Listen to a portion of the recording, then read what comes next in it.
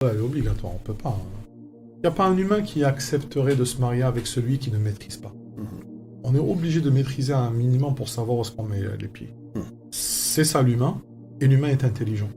On ne peut pas rendre une personne bête, yani, en dessous de la bête encore, pour lui dire non, tu te maries au pif au hasard, tu ne dois même pas voir ton homme, ou même pas voir ta femme, et c'est comme ça, et voilà, tu comptes sur Allah. Non, Est-ce que ça n'existe souvent, pas ça. est-ce que souvent, parce que souvent, ce qui peut arriver, hein, on appelle ça les exceptions.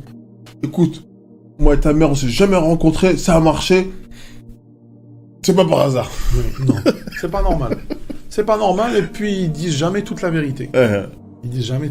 Quelques-uns ils disent on me l'a ramené. On te l'a ramené parce que dès le début, t'étais satisfait. Dès le début, tu savais approximativement à quoi elle ressemble. Ou dès le début, quand on te l'a ramené, ses parents t'a marié, et quand on te l'a ramené, tu l'as vu, elle t'a plu. Mais il est extrêmement rare que le gars se marie, ou la dame, elle se marie, puis se retrouve direct dans la chambre. Là, il la découvre et elle le découvre. Il est extrêmement rare. Et ceux qui ont fait ça, il est illicite si on les a forcés. Je répète, le mariage ne fait pas foi.